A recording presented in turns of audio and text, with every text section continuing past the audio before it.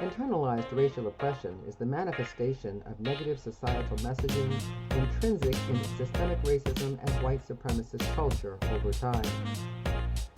The manifestations of racialized oppression that affect all of us regardless of our racial identification. On this episode of Race Talk Revolution with Elaine Eugene, educator and co-director of Aya Educational Institute, Mr. Wekesa Madzimoyo discusses processes for challenging and healing the wounds of oppression. This episode originally aired October 20th, 2021. Well, welcome back. I hope you guys had a great couple of weeks off from Race Talk Revolution.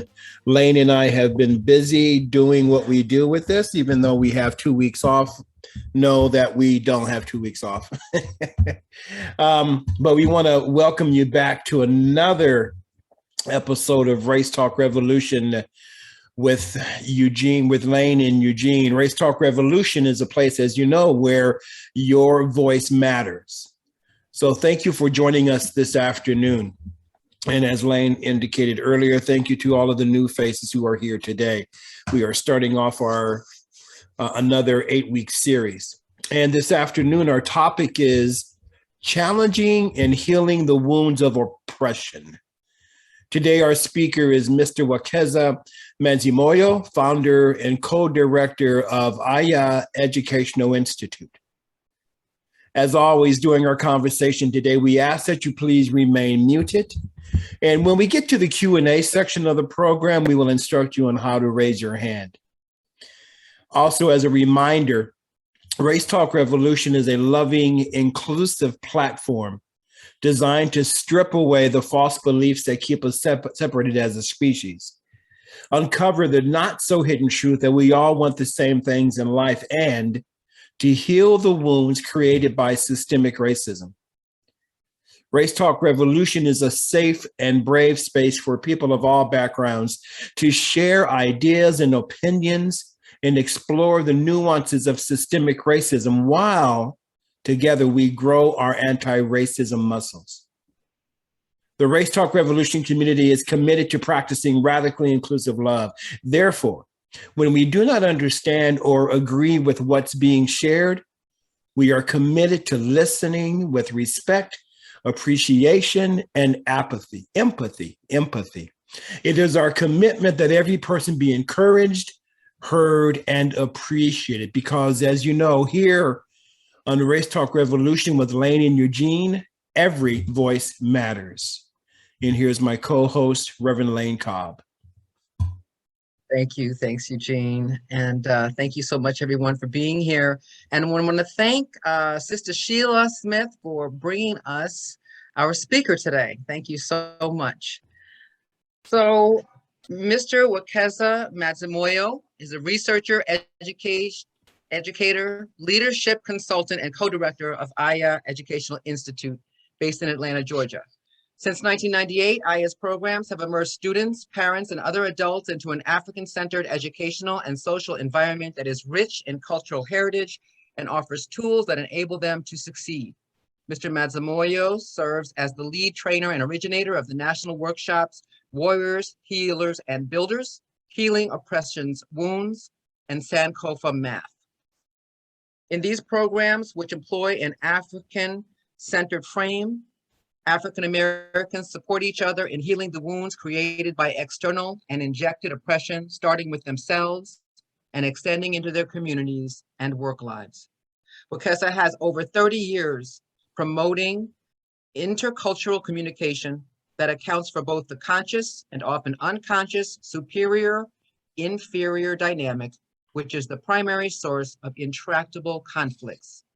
Both the intra and intercultural programs teach skills and models that help us to use conflicts as portals for greater understanding and unity through power, equity, and mutual respect. He has provided consultation and training to colleges and universities, Fortune 500 companies, intermediate and small businesses, family guidance centers, youth programs, hospitals, recreational programs, children's service agencies, to name a few. So welcome, Mr. Madzimoyo. So happy to have you here. So happy to be here. I'm so glad to see everyone on this beautiful day. Indeed, indeed. So we know that Aya Educational Institute has 4 main arms of service, but before we get into the nuts and bolts of your programs, perhaps you can tell us a little bit about your organization, how you got started, and also what is the symbolism in the name of your organization, because that's significant. Very good. So Aya, AYA, is also an Adinkra word and an Adinkra symbol. All right. It means it's the fern. And it stands for resourcefulness, independence, defiance in the face of difficulty. And we wanted to create both in our leadership development and personal development arm and in our middle school and high school, we wanted to produce folks who are independent, who are resourceful, who are enduring and defiant in the face of difficulty, to acknowledge, what our condition is. So we took that name and adopt the meaning from the Twi language from Ghana. Thank you. Absolutely fabulous.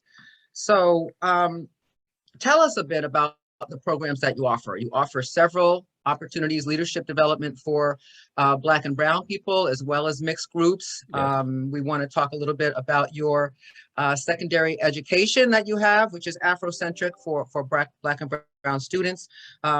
Just start wherever you're comfortable. I'd love for you to talk about the Warriors, Healers, and Builders program, which covers issues specific to people of color living in an oppressive society. Okay, so when I talk about WHB, short for Warriors, Healers, and Builders, I'll also then dovetail into CHC, which is the interracial and mixed group partner to that. All right, Warriors, Healers, and Builders. Let's see, many moons ago, as I was working with an organization that I'd helped start, also Visions. And Visions is a multicultural organization. The current director is Valerie Batts, and she was a schoolmate of mine. She and I and Angela got together to begin to create that. They were taking the lead in part of it while I was living in Montgomery, Alabama, focusing on tailoring it for the needs of Black people and people of African descent. And so out of working with major corporations and churches and institutions to begin to get what was called then diversity conversations going on in healing, it became clear to me that we had made we underestimated, because the basis of that work was assuming that old-fashioned racism was gone and modern racism existed. And mainly what we had to do was to help Black people navigate the what residuals of the old racism, prepare for how do you operate in a modern racist environment. And that's mostly what people now call unconscious bias, where many white people, particularly I'll talk Black and white for the most part here, where they were unconscious and not really trying to, the distinction between old-fashioned racism as in the Klan and intentional and the unbiased. And so we were to help white people uncover their unconscious racism, help Black people survive in those situations and begin to thrive and be a part of that uncovering and, of course, occupying space there.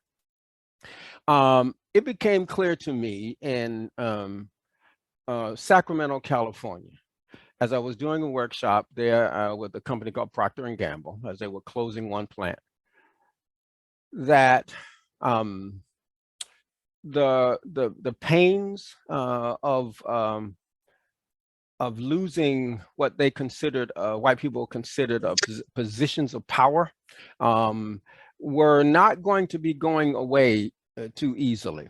And there was a resurgence. And I realized that we needed some space for African people because we were leading them into a place as if old-fashioned racism was gone, when in fact I began to discover it wasn't gone and it wasn't going away too easily. And our preparation of them was for as if it was gone away. And basically then we were setting them up so when they were hit with old-fashioned racism again, all right, in the workplace and other places, it was like totally off guard, because we had been preparing them for like that was gone. So I, said we really need to do this, and so I created Aya Education Institute to begin to house warriors, healers, and builders. Now, and visions still exist and they still do wonderful things. I wanted to focus here because I recognize that it's needed. Why warriors, healers, and builders? Why not healers, warriors, and builders? Why not something else? Well, warriors, because our people continue to be aggressed upon and oppressed. And that is systemic, that is personal, that is conscious, that is unconscious. And part of what it's important that we develop is the capacity and the strength and the awareness and the skill to challenge that, okay? And so when we say warrior, we mean specifically you're challenging people, policies, and practices that oppress African people, all right? And if we use other variables, we can go other places, but right now I'm talking about us. And so warrior. Now, while it is important that we are fighters and challenging oppression in its various forms, we also have to heal from the wounds of oppression.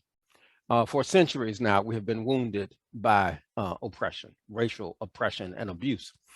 And it's critical that we heal from that as opposed to pretending that we don't need to. And we need safe places to do that. And while we fight oppression and while we heal from the wounds of oppression, we still have to build. And the operative word for us is, how do we knit trust among Black people, among people of African descent, when the way systemic racism has worked is to induce distrust? I'm encouraged to distrust myself as a Black person. And I'm certainly encouraged to distrust Elaine and Myrna and Sheila and Helen, okay? Especially with things that are important, like my money, okay? Or things of significance. I'm supposed to doubt their many different ways. And so the question is, how do we knit trust where distrust is induced? This is important because this is skill-based. It's awareness, yes, but skill is necessary. It's not, so anyway, that's warriors, healers, and builders. And that training is exclusively for people who identify being of African descent and who want to work on those skill sets. And we have a number of different tools in that training for that. And it's not just like a day training, it's a series of, and not just it's a series linearly in terms of additions, it's also a series this way, because my level of awareness of my challenging oppression may grow, or my awareness of the fears and other things it brings up. And so it goes this way, and it also goes deep. And that's warriors, healers, and builders. I'll stop there before I go into the CHC part, just so that I can get going on this, and I want to breathe. I mean, I want folks to have a chance to hear what I'm saying, and also for you to ask questions or that kind of thing. You rolling? No Okay. questions. All right, great. My mind is blown. I just love that because we don't talk about that distrust of our own self as a result of systemic oppression, right? Yes, that it's designed that way. It's It's designed that way. And if we're going to, so that brings up something, if your folks are taking notes, you might, and that is injected oppression. That part where I'm socialized to distrust me and to distrust other people of African descent. Distrust is a light form of it, disdain also, but that we call injected oppression. Typically in circles of like this, in equity circles, race relation circles, diversity circles, it was called, and sometimes still is, internalized oppression or self-hate. We don't use any of those terms in intraculturally, okay? Because if you say, Wekesa suffers from internalized oppression, all right? Let's say I prefer Paris over Senegal, all right? Then, who suffers, right? And it's my internalized oppression. Who internalized it? Well, Wekesa internalized it. Well, if Wekesa internalized it, then Wekesa is at least part to blame. if you say Wekesa suffers from injected oppression, that is, he was coming out of the store one day and somebody from behind him hit him in the head and injected poison in his veins. It wasn't a quick poison. It was a poison that was slow, and it would work to kill him over time. Okay, over many, many years. He discovered it, and his job was to try to heal himself of that injected poison. But he's not responsible for it being there. He is responsible for removing it. And we can't blame ourselves and heal ourselves at the same time. Okay. And so, and blame is not the same as responsible. I'm responsible for healing and discovering ways that I've been taught to defer to European culture and European ways and European authority. I have to discover that. All right. That's discovering more of the poison. And I have to heal that. White people can't heal that for me. Now, that doesn't mean they can't be supportive by stopping dumping more poison and doing their own work and supporting me doing it. At the same time, I'm responsible for doing it. I'm not responsible for not liking my gap. I'm not responsible for feeling the need and desire to bleach my skin. I'm not responsible for that poison being in my family line. I am responsible to change it. All right. And so that part that you're talking about, we refer to as injected oppression. Okay. Okay. The and someone asked for an example of inducing distrust. On the simple level, I grew up being called a thug. I grew up the society telling me I'm no good, I'm not smart. Well, if you tell me I'm not smart, now you invite me to be a part of a wonderful panel, a wonderful board, a wonderful decision-making group. Am I going to question, doubt my ability to do a good job if I've been convinced that I'm not smart? Yes, that's a simple example of where distrust is induced. All right, now that's me distrusting me. Now, for me to distrust Eugene, all we got to do is have example after example of Eugene being a thug, of him stealing stuff, of his not, making the cut, of his, failing, of his being a criminal. And of course, I don't know if I can trust Eugene. All right. And so those are ways distrust is induced. And of course, if someone wants to succeed in the society, then their job in this white dominated and controlled society is to be someone who will serve European interests over ours. And so if this is a successful Black person, then I have to question whether or not they have lost their sense of home and whether their participation is as an unwitting and even unknowing agent of white supremacy. Both of those. So those are examples of distrust and how I may come to distrust another Black person and how I've come to distrust me. There's actually another one that we're having to deal with our school.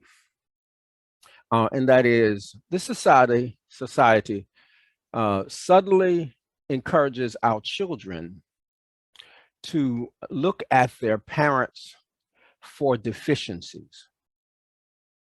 Not with disdain. See, the overt racism is to look at African people for deficiencies with disdain. Our children are socialized to look at our parents, their parents, for the deficiencies, how they don't measure up, but almost in a loving way. Okay, they are going to kind of make a difference. See, my children might look at me and says, well, Daddy really means well, and he really works hard.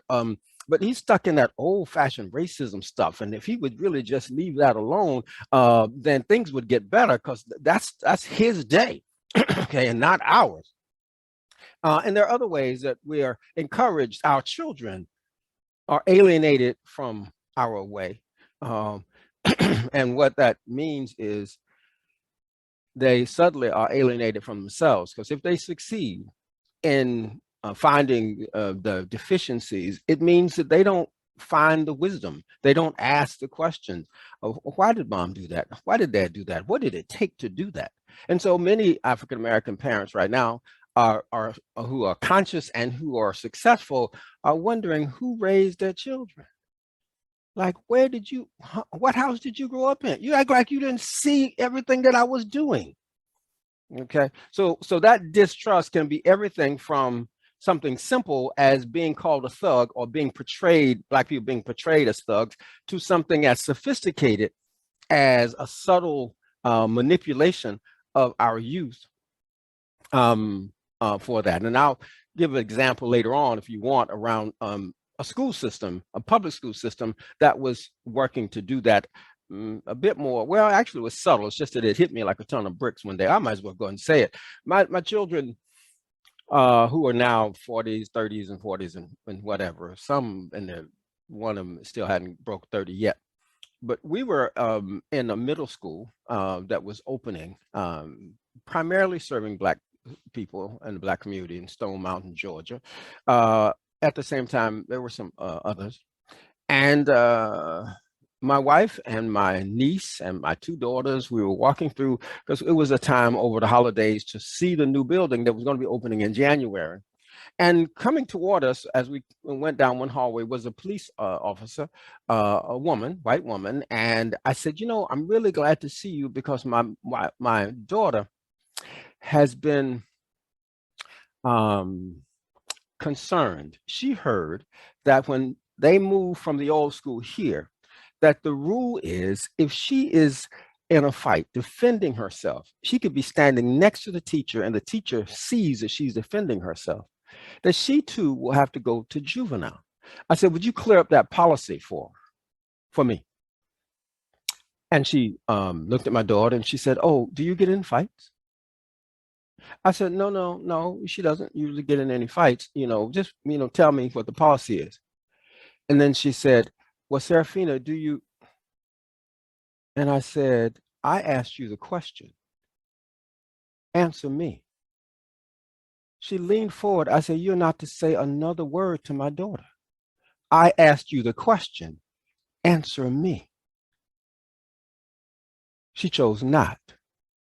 And it became clearer than it had ever been. Because I was vice president of the PTA.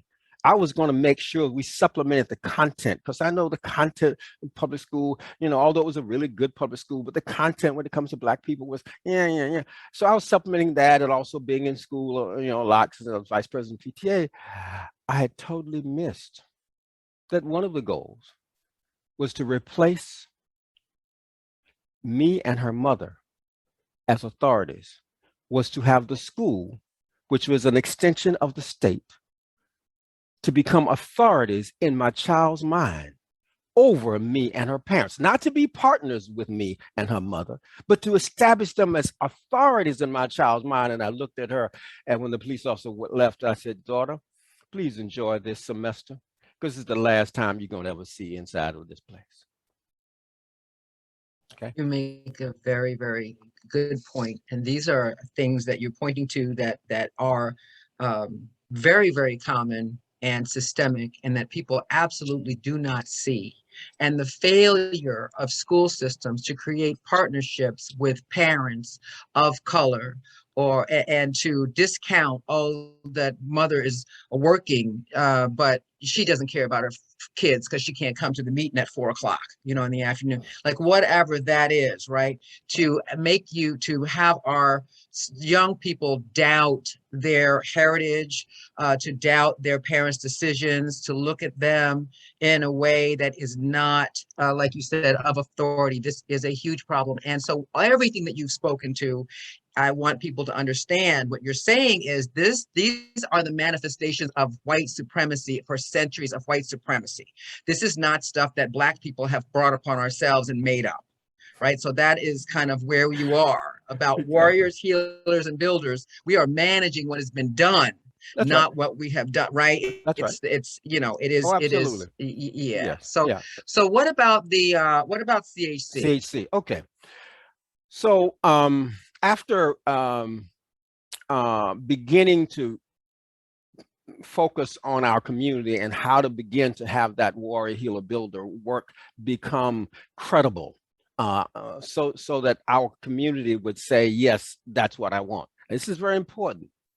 You see, the authority, the credibility that the Black community extends to warriors, healers, and builders has been earned based on the work. It hasn't been earned based on what degree I have, where I went to school, how many white people have affirmed what we do.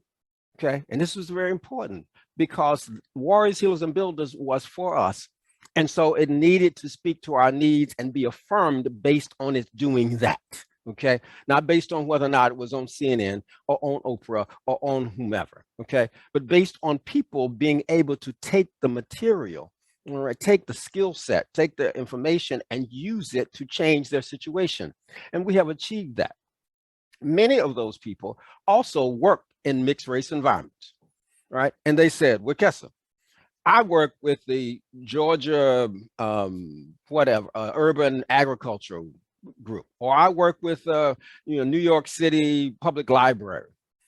And I'd like, for you, will you do some of that work? And I said, sure, I used to do it all the time.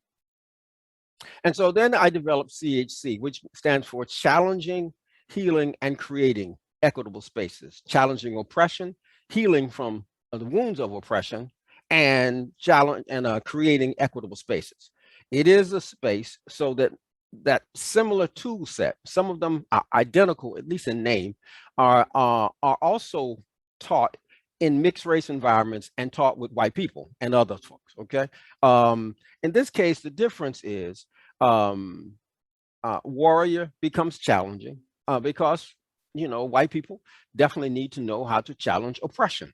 Martin Luther King says those who say they love the Negro and who's not willing to work for justice for the Negro, we don't need that kind of love, he said in his book, Where Do We Go From Here, Community of Chaos? He says that's the kind of love you have for a pet, and we don't need that kind of love.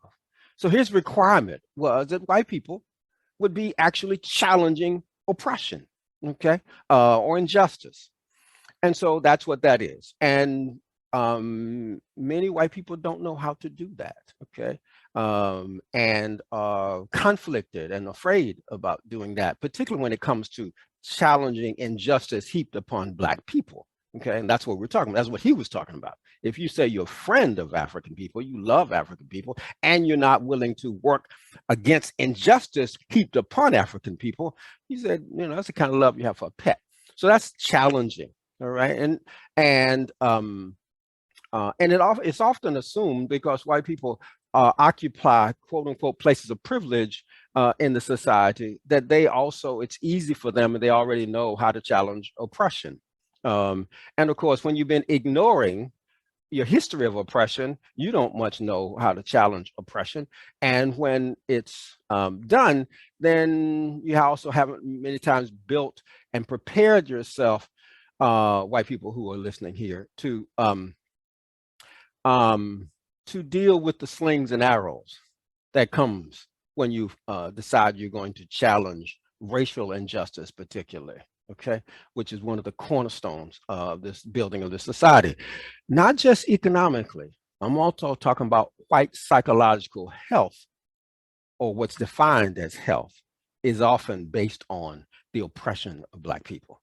And when you decide you're going to challenge that, then you begin to get a challenge to what's called white health, because white health, like psychological health, is often based on being dominant over other people, or being particularly dominant over African people, all right? And you see that with the so-called CRT junk, okay? But that translates into like Tennessee passing a law. So now law in Tennessee that you can't teach what they call critical race theory, but it has Black teachers fearful that when I'm teaching this Black history from this Black perspective, will I be called up and have to spend my time and energy now defending myself that this is or is not critical race theory? And y'all, nobody in public school was even knowing what critical race theory is, okay? It's a part of a movement, but when I said that old-fashioned racism hadn't gone away, that's what I'm talking about, all right? That's a very conscious movement of pushing that, all right?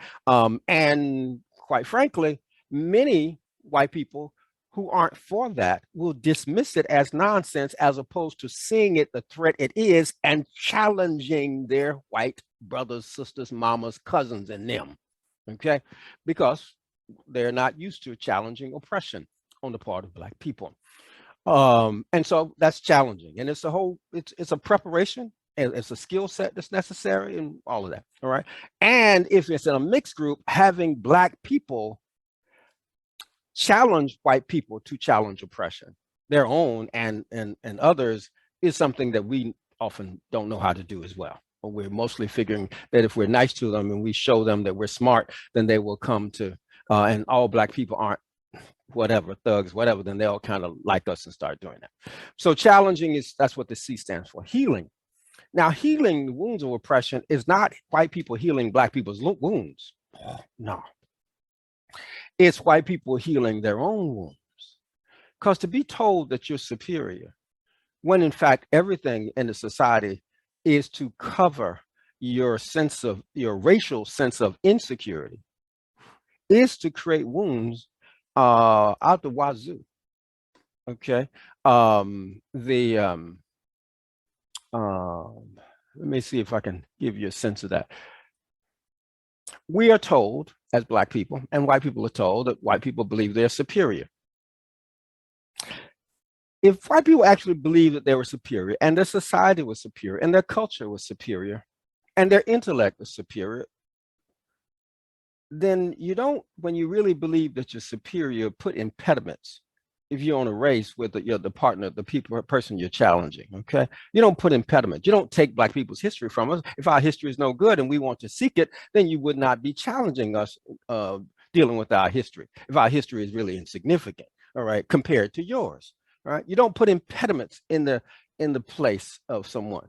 So when you really look at it, social level position of superiority is really reflective of psychological insecurity that needs to be dealt with, or else anything will just be short-lived.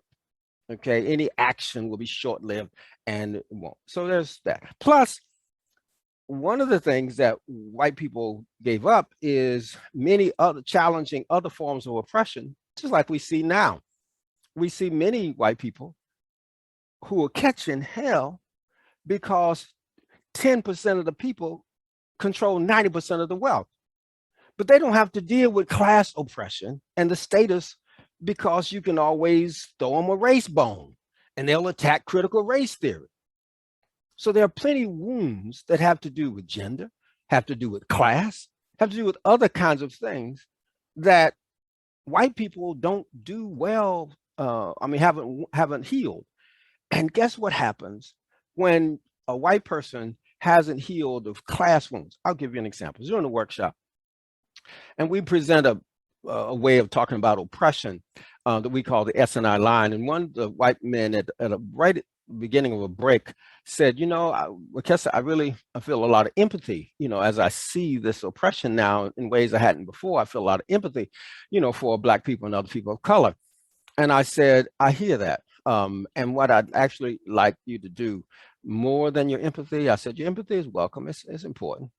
I would like for you to find in this oppression dynamic where you have been oppressed by other white people based on another variable.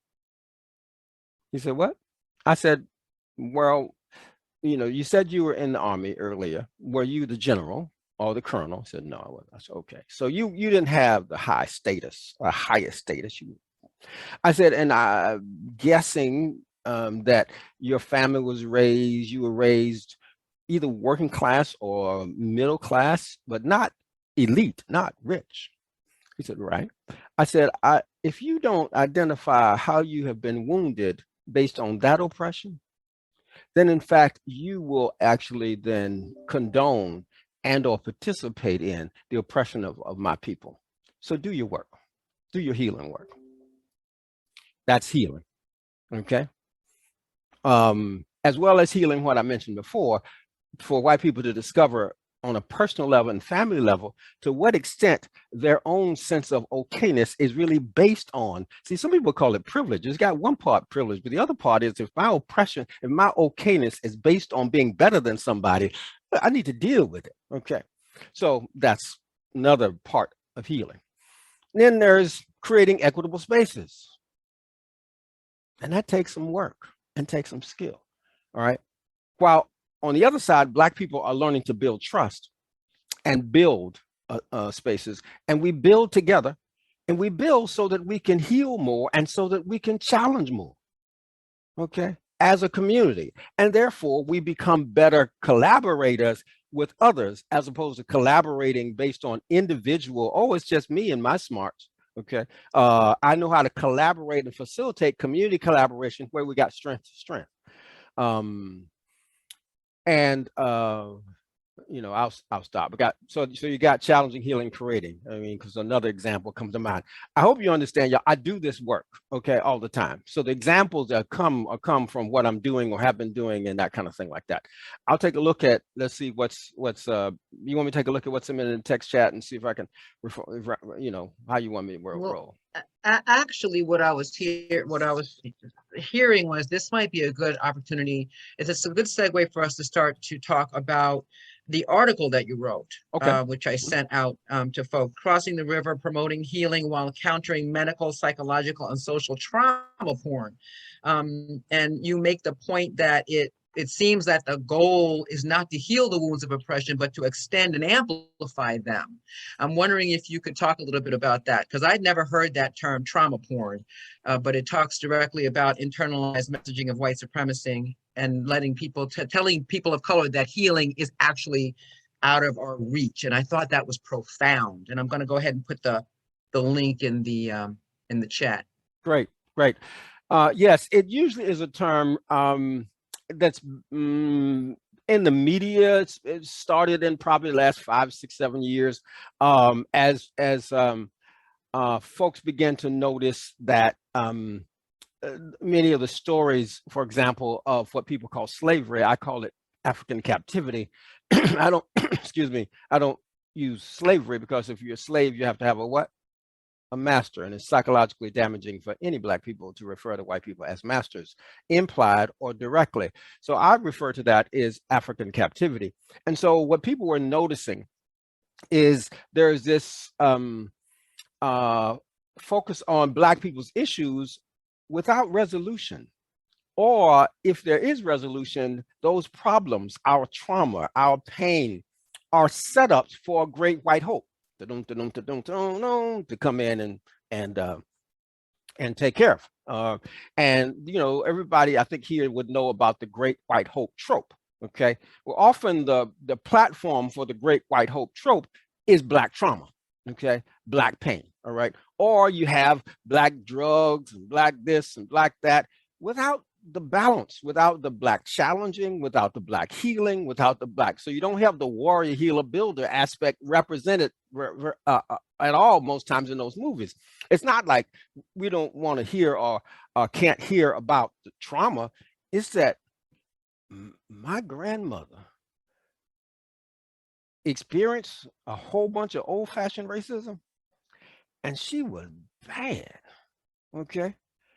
When the Klan decided to, not the Klan, the sheriff, which is the same thing, in Cumberland County, North Carolina, was looking for her son. For whatever reason, I don't really know that. But they came to her house out in the country, and they were met by her with a shotgun saying, "What you want?" And they had to get past her. Now, she'd already taught her son the ways of the woods, including how to throw off bloodhounds. She heard about a week and a half later that he'd made it to New York. So you can talk about white racism and the reality of it, and Black trauma. It also needs to be balanced. Now, because you didn't have the balance, folk began to talk about trauma porn. Okay, and it's not exclusive to Black people. You know, it's now other people have it. You focus on the pain, and you get off on the pain. And whether or not you're the great white hope, or whether it's just too bad, or whether now you go and pay some money. Blah. Okay, now, so it occurred to me that same thing exists, but not just in the media. It exists in hardcore medicine and in most social programs. Churches, nonprofit programs, just all kinds of the helping programs that really are about watching. Now, let me just take it where people don't expect it. They don't expect it to be in hardcore medicine. But it is, because my point that I'm making in the article is it is a cultural piece. So here's medicine. If I'm diagnosed with high blood pressure, then that's my trauma. That's my sickness. So if I go to a physician and get some help, they're going to give me some pills, well-researched, been doing it for years. And those pills will help me do what? Heal the causes of my high blood pressure? No. Help me manage it. Help me control it. Essentially, to have me keep a good eye on my high blood pressure. And the doctor watches me watching my high blood pressure without any suggestion that I can ever heal it.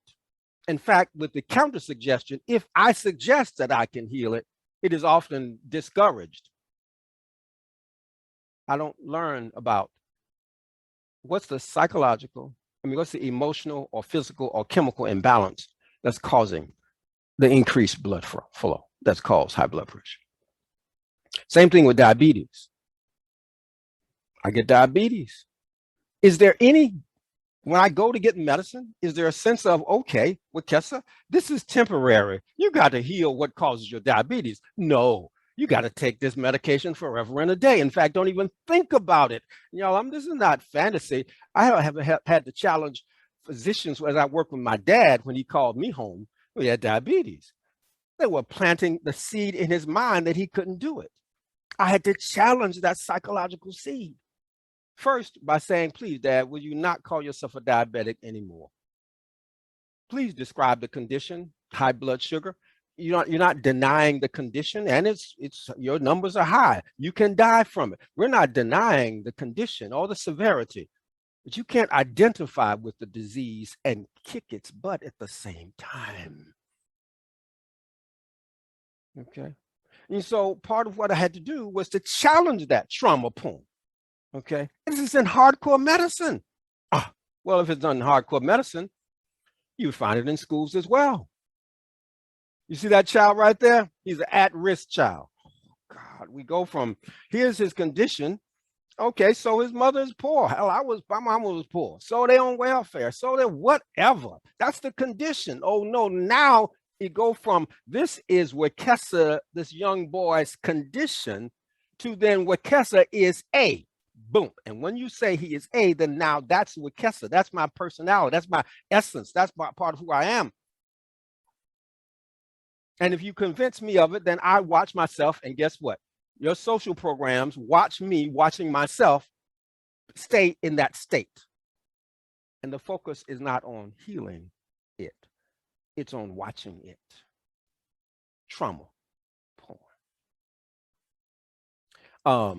And so, Brother Wekesa, that's a great point. That's a great spot for me to ask this question of you, because it is about the education, right? So, what is African-centered educational and social environment that helps to deal with this? Okay.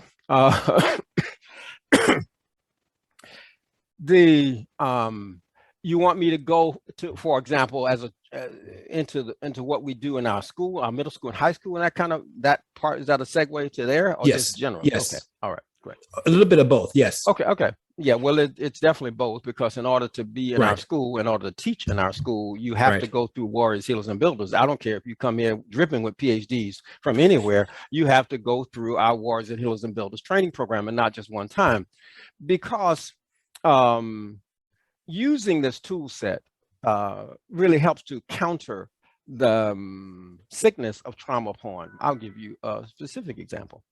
This year, we had interviewed over the summer a teacher that was bright, a Black woman. She'd published books of poetry. She's only 22. She went to college at 16. And true to form, she has to, and she was definitely qualified. she had to go through Warriors, Healers, and Builders, where we get to expose to tool set and use the tool set to help to heal our wounds. She was reluctant, even though she was with people who were returning and they were doing their own work and make a safe space. And her reluctance was that she was used to, and she tried to several times, get a lot of mileage out of her woundedness. Mm. She was used to getting a whole bunch of status and a whole bunch of airtime for her woundedness. And everybody here said, sister, we hear you and we with you, okay? And we got them too, but what we're doing now is looking at how can I use this tool to see if this tool will help me heal any of that woundedness. And she was reluctant to do that because she had been given platform after platform by white people and Black people who are misguided on this to talk about the depths of her wounds without a balance to the depths of her healing. Mm-hmm. Okay? Mm-hmm. And so by the end of the 3-day workshop, without pressure to do so, she decided that this wasn't the place for her, that this wasn't the school for her. Had me scrambling because this was just, short time before school to get a replacement. And so one of the ways that we, in an African-centered environment, because for me, an African-centered environment is a warrior, healer, builder environment. Okay, it's not just culture. I mean, culture is there, but you see, this comes out of our culture. But let me get back to the teacher. I was actually grateful that we had installed and required that folks start by going through that process and then continue to get better as they go along and become teachers. Because this young lady, my fear was that she would have been teaching language arts, for example, and she would have listened carefully and tuned into and heard the trauma of these young Black children. She would have not heard the healing lines. She would have worked with them to amplify and write eloquent poems that would have people go to the depths of their trauma so that people could vicariously be there and appreciate it. But she would not be following African culture. You see, Black culture, and I mean Afro-American culture, my mama said, my grandmama said, and all the kind of folks that, baby, everybody got their cross to bear. And everybody got their river to cross. And the community was there, whether it was a ring shout or Wednesday night prayer meeting or the teacher in school was there to help you cross the river, not to play in it, not to wade in it, okay, was to help you cross the river. Folks will recognize, yes, it hurts. Yes, it's bad. Let me tell you about mine. Yes, The goal was to cross the river. This young, beautiful, talented, smart, accomplished Black teacher would not be qualified to help these students cross the river because she was stuck in and had gotten mileage out of that. If you acknowledge the pain, okay, then, and deal with it and not just deny it, then you're getting someplace. Yeah, you're getting someplace. That's first base. It ain't nowhere close to home. Right. And it's not a goal. All right. And so this is a particular example in our school. You don't get to be talking about having your hands and eyes and ears on Black children that I got anything to do with if you haven't done this warrior, healer, builder work. Right. Okay. Otherwise, you can take anything, any piece of our culture, all right, and as our content, there are plenty of movies, right, that you can take. Harriet Tubman, for example, I'll just use that one in terms of to illustrate this teaching in the school. We teach a course called Following Araminta. Araminta is also Harriet Tubman's name. Her mother named her Araminta. She later took her mother's name, okay, because her mother's name was Harriet. Okay, that's how we get Harriet Tubman and not Araminta Tubman. And we tell the story in order to teach children U.S. history 1820 to 1913. That's the corollary. When we translate it into transcripts so that other schools will know what we're doing, we say U.S. history 1820, 1913. What is this? This is, they learn this history of the United States through the eyes of an African who was challenging oppression. Okay. They learn her dealing with her wounds, her dealing with her spells of dropping, of going after being hit in the head by the white captor, and all of the things she had to deal with. But they're learning learning her woundedness. They're learning her power, and they see her woundedness. Okay, do you understand what I'm saying? They don't see her as a pathetic person, nor do they see her just as some shero and hero. All right. They also learn to appreciate her warrior, healer, builder. They also learn to appreciate her family. Now, this is so important, because if you want to talk about how you interrupt that kind of trauma porn and that kind of stuff, because one element of trauma porn is what we call the universal Black orphan. Take a person like Harriet Tubman or Rosa Parks or Malcolm X, for that matter. And when I asked students, well, what was Malcolm X's mother's name? Did he have a mother? Okay. What was Harriet Tubman's brother's name, mother's name? Do you know anything about him?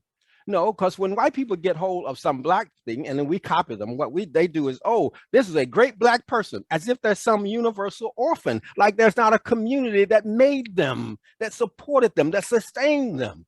Okay. And so that's what you learn. You learn, oh, they just kind of come out of the blue. And we're like, no, no, no, no. You get to know her father. You get to know her brothers and sisters. You get to know her mother, who taught her the herbology, her father who taught her the ways of the woods and how to read the stars.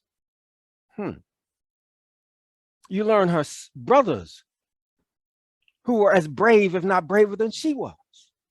So you understand the family and the culture, because she was just not too many miles from Nat Turner and them talking on the plantation about Nat Turner's revolution, so that those things would feed her. So that at 13, when a brother was trying to run away and the captor got ready to throw this 2-pound steel weight to get him, she stepped in the way and took the hit, so the brother could escape at 13.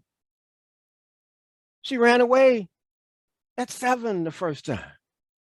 Now, contrast that to that trash called Harriet Tubman that was published in the movies. I'll say it. I'm very opinionated. Why do I say trash? It was trash. In very key areas, it was just lies. And it's designed to have us to say, wow, wonderful, Harriet Tubman, wasn't she that? Well, notice, if you're going to learn Harriet Tubman at our Education Institute, you're going to learn who her mama was and her daddy was and what she didn't have. Also, guess what? She didn't carry the gun for scared Black people. Now, this challenges a whole lot of Black folks, because our Injected Oppression would love to say, yeah, because Black people are scared, and they were scared then like they're scared now. No, anybody who's ready to go was ready to go. Okay, and you can't force somebody to go 500 miles in secret. The gun was for white folks and anybody who would try to stop her and take her back. But imagine, in all of our stories about Harriet Tubman, there are not any stories of her shooting white people or shooting at white people or drawing a gun on white people. Hello. We correct that. Okay. Now, so those are just some examples. Now, that course is healing Araminta. There's another one, let me tell you about, that would help block that. And then we'll get into the Q&A. Okay, sure. And this everybody that attends I has to take this class. This class is called the Family Lore, L-O-R-E project, like folklore, but family lore, because stories is what binds us and stories is what makes us family. And so since we're not shelling peas together like we used to sit down, some of y'all would know about a tub and shelling them peas, right? Some of y'all may not know about it, but and there's a whole lot of conversation, a lot of bonding comes on when you pick the peas and now you got this big old gap. Anyway, we're not around that. We're not agrarian anymore. We're in all different places and parts of the country. So we have students have to become, learn to be jollies or griots. I don't like to use griot because it's a French word. D-J-A-L-I, jolly is an word from African language.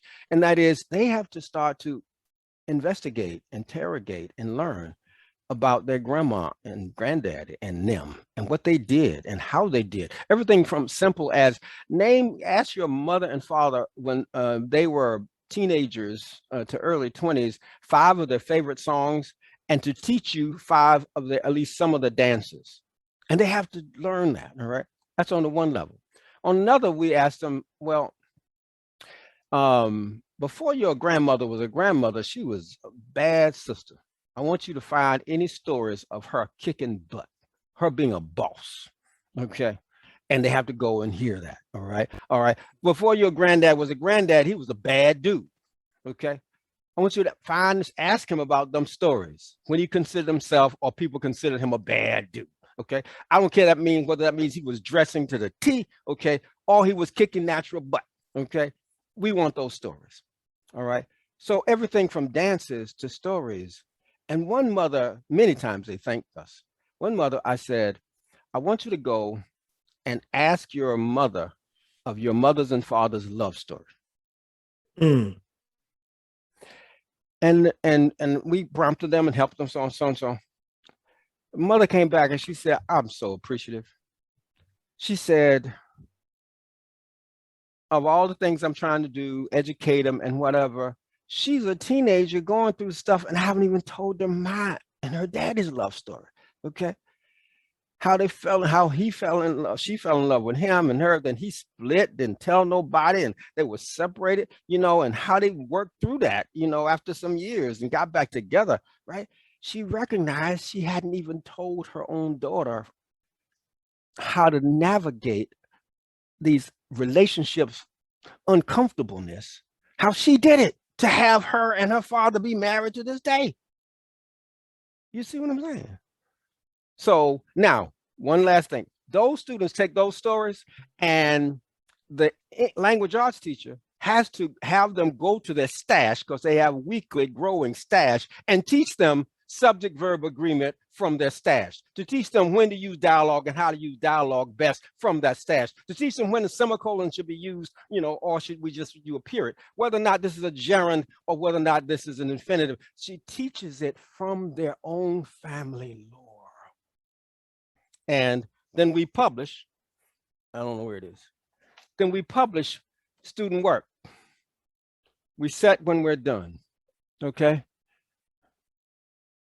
And that comes from persistence of African culture is persistence of the sun. We rise when we're born, we set when we're done, and we're not done. So we have dialogue. So this is a book of students. There's a family from the student, and then there's what they found. Everything from proverbs to stories. And they have to both write the stories, and then after writing the stories, they have to write their interpretation of the stories. Imagine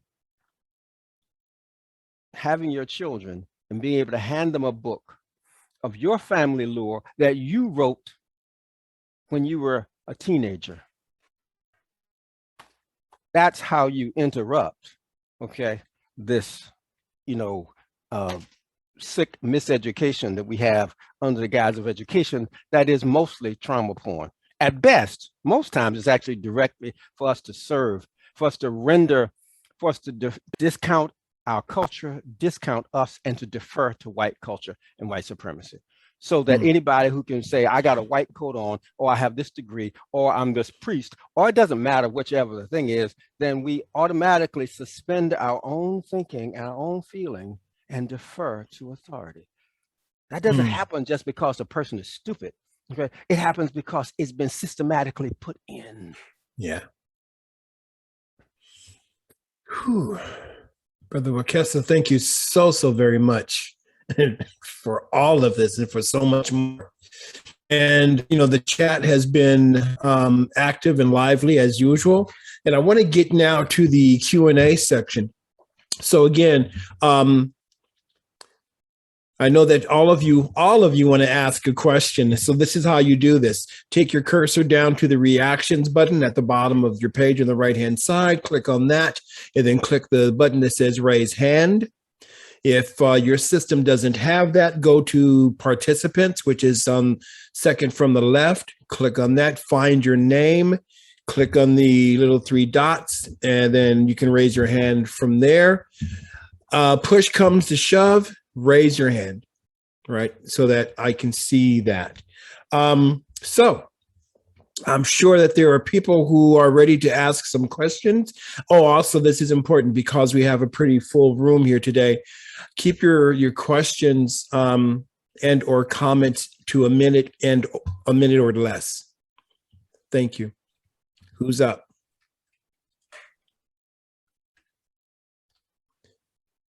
Okay, we have Shane who's going to start us off. Hello. First of all, I want to say how much I appreciate you being here today, and that I'm able to be here today. Basically, everything that you talked about today is stuff that I think about basically constantly, and sort of the basis of my understanding of a lot of this stuff. The origin of my understanding of this stuff was my experience in an abusive relationship, and I found that a lot of these power structures sort of track in the way I think of as sort of like the physics of human interaction. And I run into a trouble when I'm trying to talk about this stuff with people, because when I'm trying to sort of talk about it as like, this is something I find interesting, that these sort of mechanisms scale sort of from the interpersonal to the systemic. Most people tend to want to get caught into the trauma aspect, the trauma porn aspect of it. When I want to talk about like what happened to me is sort of like a reflection or microcosm as like similar to these systems. How do I do that without falling into the trauma porn aspect? If you have any recommendations. I do. Excellent question. I do Thank it all you the so time. much. One of the tools from WHB and CHC is called feelings as messengers. And so when someone is talking about, or I'm talking about my an experience or circumstance that I would code, or some people would code, I call it a wound. I stay away from trauma just because it's just overused. Every scratch of your toenail has become traumatic now. Give me a break. Okay. And so so I call it a wound, and the wound may be deep or slight, but let's say it's a wound, so it's real. What we say is, okay, tell me what feelings either were you having or do you still have? And this is where feelings as messengers, because if I said, okay, I feel scared. All right, I felt scared then, and I feel scared now in these situations. Cool, because now our emotions, fear emotions, tell us that I need to, one, be clear about what the danger is then and now.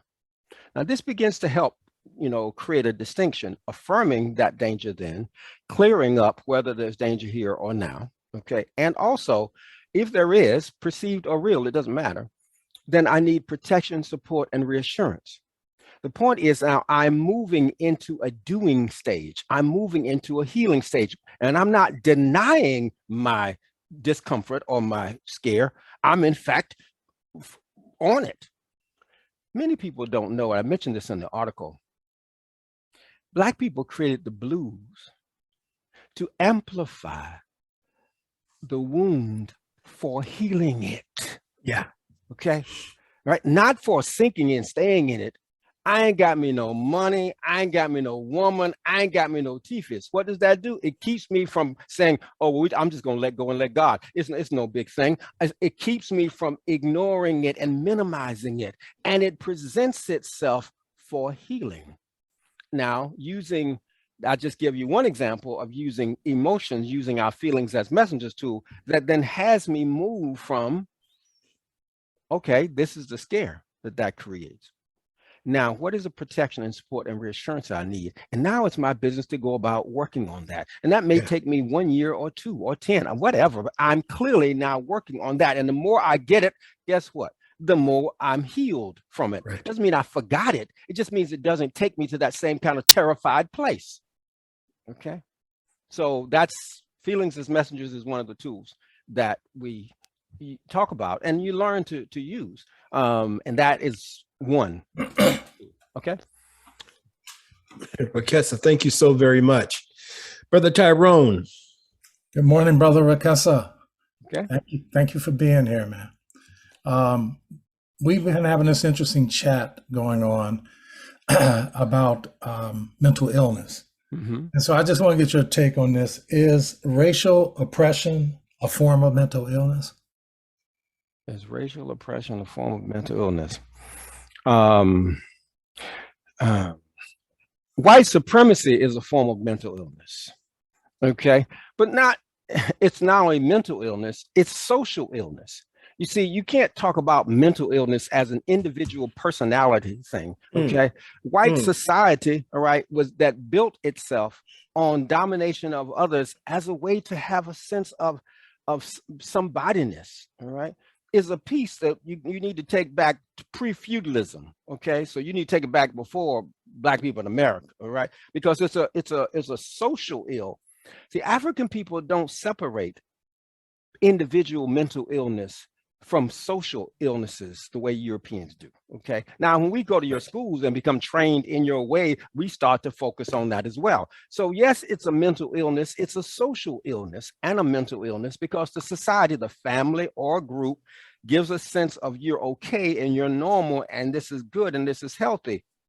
And so the social society that we live here says it's really healthy what you have done, George Washington. It's really healthy what you've done, Abraham Lincoln. And I'm not talking about so-called freeing the slaves, quote unquote, because he didn't. But Right. This is healthy and this is to be lauded. Okay.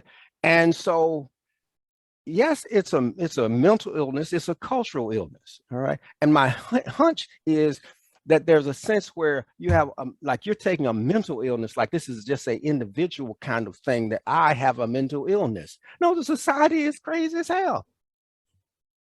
Okay, and it needs to be healed. And guess what? It won't be healed by just noting it one more time. While it's a societal thing, it will take individuals and the society healing themselves and then doing things and recreating, which is why I say creating equitable spaces.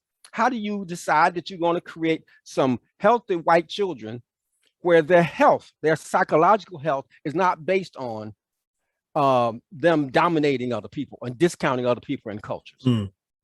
Where that psychological health is not dependent on that. All right. So that's my take. Yeah. Thank you. We have Jason and then Judith after that.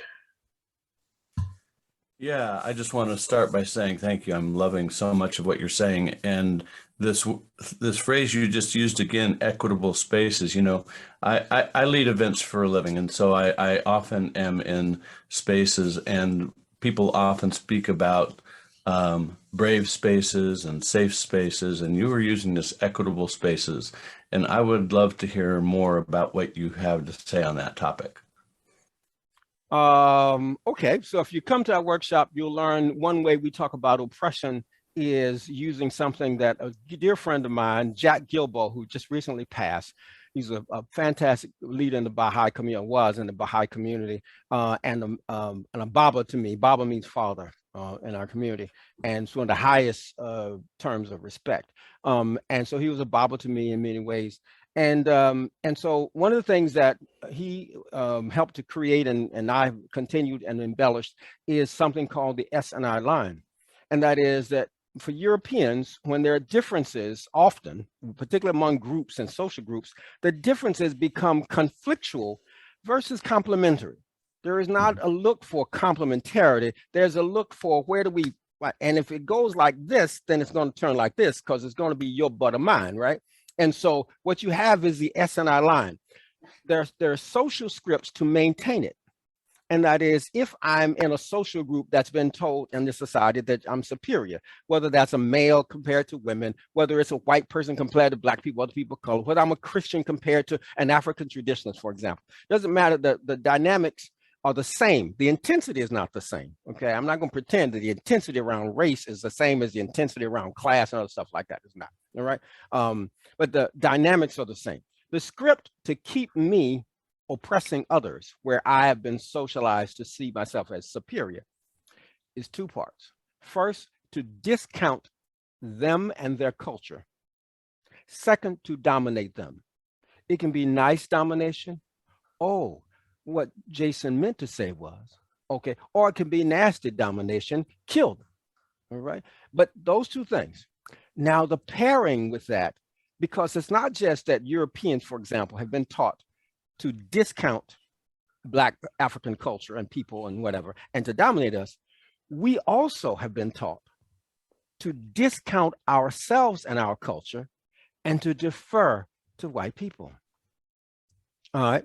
And so your medicine is superior to our medicine, and your way is superior to our way, and your God certainly is superior to our God, and on and on and on. Okay. Now, if you're going to talk about equitable spaces, you're talking about a space where you address, you create a healing way to both confront and heal those scripts so that I am not operating from those, or I become aware of it. Because often, because we don't carry it on my heart, like I don't believe that I'm superior to women. I didn't believe I'm superior to my mama. I didn't believe I'm superior to my sisters. I didn't believe. At the same time, guess what? I've been taught to discount and to dominate my wife. I had to learn the behavioral pieces that I had learned to do that. Okay. And so that's one part of it. There are other aspects of it, but that's an equitable space is not a space where those scripts are operating. It's a space where those are confronted. All right. Now, speaking of which, let me just see how short I can tell this. Keeping in mind that we have a very short time. Okay, I will. So tell you what, Elaine, I want you to do me a favor. Okay. Ask me if we have time at the end about the Mankind Project. Okay. Mm. All right. Thank you. I really appreciate the depth of that answer. Thank you. Welcome. We have Judith, Lemayne, and then Allison. I don't know who that is. I don't know. Hey, Wekesa. Look, I for everybody who doesn't know it, and Elaine, you might remember me from, we did your book on Healing Sunday some year ago. But I'm a New Thought minister, and I'm about to put myself through Wekesa's training for the third time in November. And I just want to be a testimony of how this material helps to build. It just changes the environment in our spiritual communities. It empowers our ministers to teach truth from a truth perspective that honors everybody. It's great training. I'm so glad you're here. I'm here at the community center working, but I had to tune in. Thank you so much. And thank you, all of you, for being present. Thank you. Yeah. Lemayne. Give them the icon meaning of mo. No, I'm not.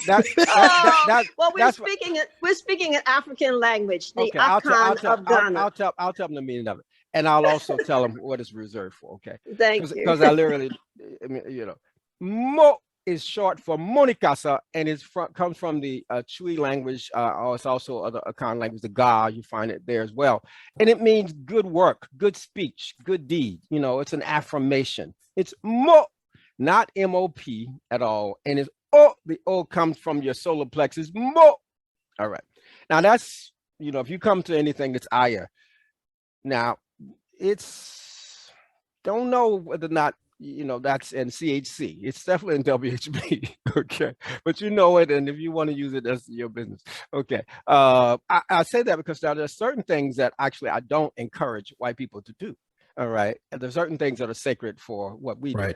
Okay. For example, white people don't attend Warriors, Healers, and Builders, and, you can be half white or any others. And I'm like, fine. That means you're dealing with the African part of yourself today.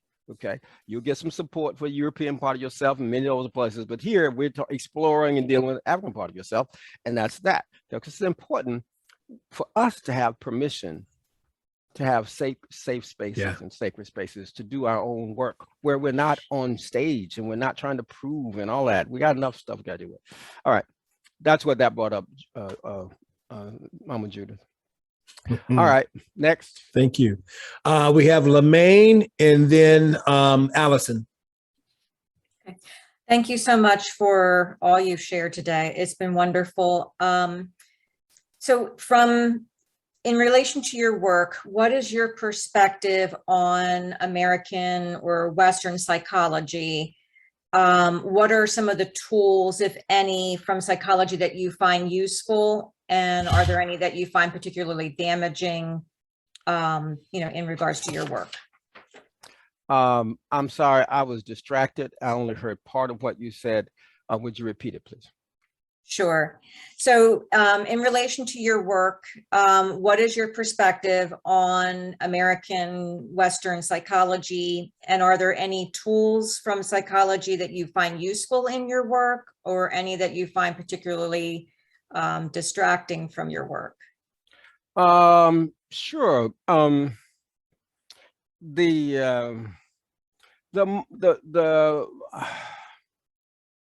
What's most damaging is folks looking at psychology as if it is not about a cultural agenda. Okay, so you can tear apart the different pieces. You can take all of the concepts, and many of them are really okay. The part of the problem is we got it. It's used, and we act like, oh, we'll use this, and it doesn't have a social agenda. Let me give you an example. Western psychology focuses a lot on the personality. Okay, a lot on the personality, as if oppression has nothing to do with it and shaping the personality or responding to or reacting to the personality. And so all of a sudden, this person is bipolar. Okay, all of a sudden, this person is blah, blah, blah, blah, blah. It's like, give me a break. There's no such thing as, well, y'all do know that's early on, if I was in captivity and I ran away, I would have a psychological diagnosis, right? I hope y'all know. It's called droptomania. It was a formal term that is the tendency to run away. And that was abnormal. Like, hello, give me a damn break. Okay. All right. And that tradition has not changed. Yeah. All you got to do to go to any school. All right. I've had to confront many schools. I've had, parents call me and I said, I'll go to a meeting with you. And I asked the psychologist a couple of questions and everything falls apart. Okay. Because it runs this narrative, and this narrative is guided by what we have here, and we're going to everything down to, well, you see, I'll give you an example. I was in North Carolina. He was a young man in school. He was in probably middle school. Yeah, I'm sure it was not elementary. It wasn't quite high school, but probably 8th, 9th grade. And his mother was a friend of the family and told us what happened. I said, well, let's go to the school. And the young man was in a classroom, and the teacher was talking about a ball. And he says, oh, you mean a party? She says, oh, no, I mean a ball. He says, well, it's the same thing. You say, but we party. She said he was being belligerent and sent him to the office. Okay. And they wouldn't let him in unless his mother would agree to Ritalin, to put him on Ritalin. And I'm like, are you out of your mind? All he's saying is like, all she had to do was to code switch. Yeah, they would call that then a ball. Okay, you call it a party, right? A rather lavish one, but still a party. Just so whenever you're reading and you read the ball, you can also put party, knock yourself out, and we'll just code switch, blah, blah, blah. Instead of that, because that's not her agenda. Her agenda was to establish the ball as superior in his mind. Okay. So what she was responding to was his challenge of the superiority of it. Okay. So now he needs to be put on Ritalin. Give me a break. So we derailed it. But of course, that individual derailment, I mean, we got to prepare folks. And this is where the warrior part of our folks, we need a whole army of folks who are prepared to do that, to prepare to see it on the one hand. Okay. I'll give you, so you asked, are there any useful? Sure, they are useful, concepts. Well, one that does not, in addition to personality being everything that's distracting, is these darn tests, these Myers-Briggs personality tests and all these other things. Lord have mercy. If I had some person just die, I'm a EFGPTQ. I'm a so-and-so. So it's like, all you got to do is get to know the person. But no, I want to know ahead of time. You see, I don't want to have to interact, with Elaine and find out what she really likes and dislikes, what her buttons are or not. In fact, I want to know it ahead of time. You see, because I'm the manager. And if I know it ahead of time and she's a EFTQ, boom, then I know to do this and do that and whatever. Okay? And it is then also over to schools. I have to reprogram teachers, good teachers who come to me saying, well, what is their learning style? I said, they learn in different ways. Mix it up, find out which one is good for them, but do not cast them. I'm a visual learner. Oh, God. Okay. I'm an auditory learner, right? It's BS. It locks the student into deciding that they can't learn anything unless it's presented visually. And even the ones who say they learn visually, when you test it, they learn all kinds of different ways.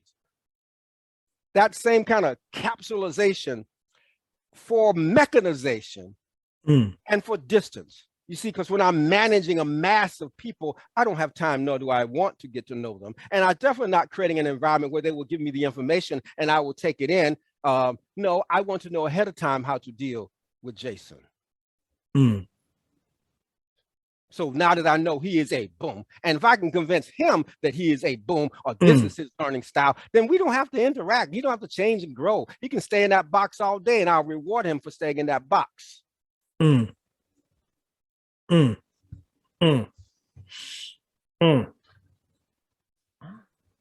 you. I could go on. I'm telling you.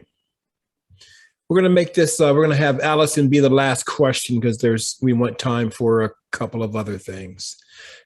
Allison, see there, Sheila?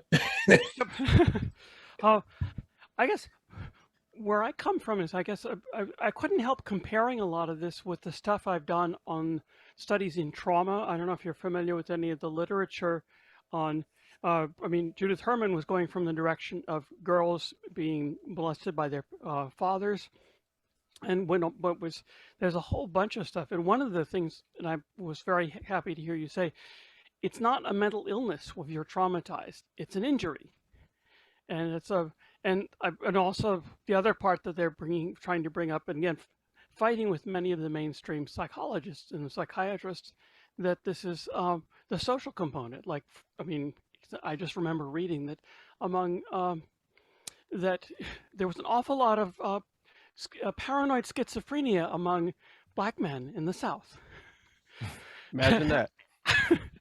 So I was just wondering and also I get crossover because I've been a feminist my whole life, and I'm also dealing with the fact that I'm trans. So, having had to fortunately, haven't had to personally deal with it, but there's a lot of stuff, people coming in from the mainstream psychology saying, if you're not the way we expect everybody to be, which in case of Black people is white, you must be sick, and we got to figure out some way to fix you. So so what's your question? My question is, to what extent have you all found it useful to get in, get perspectives from other areas of what I would think of as depression? Actually, our problem is that we've gotten too much perspective from other areas. I'm gonna be honest with you. Okay, that's our problem. We're trained to go to, let me find some other people, and then if you can hear me with them, then you'll hear ours. And as if racism doesn't, and racial learning doesn't block that transition. Okay, and when we talk about oppression, we talk about the different variables of it.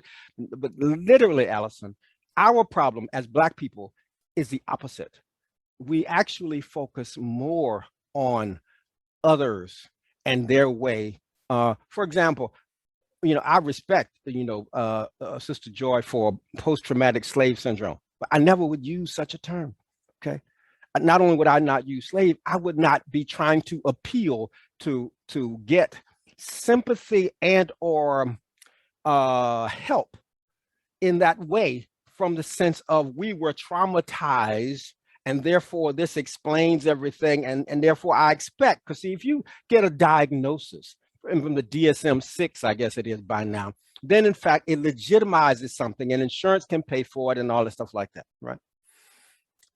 At the same time, you really miss a whole bunch, okay? And so we actually will more readily run to try to tag on to somebody else's and something else's in order to get some legitimacy for ours, all right? And we do not focus on the right of ours. We don't, of our situation, our definition of it, our determination to get what we need. Okay, this is related, it's not directly what you said, but it just came up. Please stop comparing Black people, the gap between Black people and white people. Make the gap between where Black people are and what we need, and not between Black people and white people, okay? Because what we need, then, for all you gotta do is close the gap. Start treating Black people like you treat white people, okay? Start treating Black people the way, you know, and deal with our oppression the way you deal with women oppression, the way you deal with our molestation and our misdiagnosis, the way no. Because very often that comes with a serious trap, okay? Because it ignores, you can deal with class and gender without dealing with race. But if you do, you're gonna miss a whole truckload. All right. So our problem is that we do the opposite. We are a very cosmopolitan people. And naturally, we want to connect to other folks. All right. That has been exploited so that we do that almost first. Now, that we do it first is a part of oppression. That's not a natural thing. That is a response to oppression, trying to be able to get some in. But we become more sick for that. But yeah, we Black people will clearly be able to talk about that. We'll take on everybody's movement, we'll take on everybody's pain, we'll know the intricacies of it and whatever, and abandon our own, trying to seek allies, but not requiring that ally heal themselves of racism. As if their pain then will make them somehow, because they feel the pain based on their different oppression, then they will understand ours and will then fight against this system on race for us. It ain't never happened consistently in the society. Thank you for the answer. I can see, I think I see your point. I won't claim that I definitely know, but I think I see a point there. Yeah, thank you for the question. Go ahead, Sheila. Ain't no way in the world he gonna cut you off. Right, you know. You're the reason I'm here. That's right. Go ahead, Sheila. You're on mute. My dear brother, I just wanted to say thank you. You know, I don't have a question, and I'm going to sign up again for Warriors and Healers. I just want to say thank you, and I for one am so glad you came to Procter & Gamble in 1992 to Sacramento, and then found your way to Carol's bookstore where I was reading my poetry, and that's where we met. And much gratitude for you and your wife for publishing my first little book of poetry, and your presence in my life ever since. And I'm so glad you're here in this space and that I got to share you with my race talk revolutionaries. Yeah. Yeah, so thank you. Love you. And much love to your beautiful wife. Thank you. Mo. Thank you. Mo. Thank you. Mo. I have to say shortly, the way we got connected is I made a commitment that I would not go into any community and do work in Procter & Gamble with the white folks there and the Black folks that they'd chosen, and only focus on that. And so I cut a deal. I mean, I said, if you're gonna want me to come and do your work and I'm in your city, then just know I'm not asking your permission. I'm telling you that I will also be working in the Black community. Right now, if you got a problem with that, then you don't want to hire me to come work with your community. Okay, because I'm not going to keep this here when I'm gonna be working in the community. And I would announce that, all right? And so too many times we don't. And so I said to some folks, where the Black folks at? Okay, not where are the Black people? Okay, that's right. Where the Black folks at? That's right. All right, and I made my way down to Carol bookstore, and I was hearing this sister talk about rat-a-tat-tat, you know, in the silver bullets all down my back. Mm. Okay. To the tune of silver buttons all down my back. Mm. And Yeah. so, yep. Thank you. Thank you. Because we are coming to that time. We are coming to that time. Brother Wekesa, thank you so very much. I want to thank everybody who asked questions. Again, I love how the chat just continues to be lively. But before we go, Reverend Elaine Cobb. So I have been on this emotional roller coaster of to hear you speak and all the things that you're saying, and just elated and sad and oh my goodness and I'm just so thrilled for everyone that has joined in this conversation today. Thank you for joining us. Thank you, Wekesa Madzimoyo, for the work that you do. And I don't know if you know, but there's like a page of stuff that we didn't even get to. So Right. I'm going to make a plea right now for you to please come back, get on our schedule again. Absolutely. I will be calling you almost immediately following this broadcast. Like at 2:00 today. Yeah, absolutely. Well, So you'll need to give me to at least 3 because I will be rushing here to go to a class. That I have to deal well, with. I have put your invitation back in the chat again. So folks, if you want to find out about the Royal Healer Builder or the Challenge Healing and Creating workshops, there's an invitation with Wekesa's email in that chat. So please do save that. Please join us next week when our topic will be the price of whiteness. Our speaker will be Ms. Robin Alpern, Director of Training for the Centers for the Study of American Culture. She's going to continue this conversation with us about how white supremacy damages not only people of color, but white people, and in some very specific ways. I'm also going to put a link in the chat right now. You might be interested in the learning opportunities that are available from the NYU Brennan Center, White Space, Black Hood, Segregation in the Age of Inequality, and that's happening on October 26th at 6 p.m. And I'm going to forego all of my chat that I usually do because it is time for us to end. Let me put this in the chat. Eugene, please. I want to thank our supporters again. Once again, we appreciate your donations as well as your suggestions for speakers and topics you would like us to feature. Now, if you are interested in bringing racial justice conversations to your organization or congregation, please let Elaine and myself know. We would love to partner with you to create loving, inclusive, courageous conversations like this one. And as you know, or if you don't know, you can always reach us through our website, and that is info@revolution. No, say that again, Eugene. Info@racetalkrevolution.com. Info@racetalkrevolution.com. And we're good. Brother Wekesa, thank you. You're welcome. Thank you for having me. Wonderful show. Thanks, everybody. Open up the door. Yes.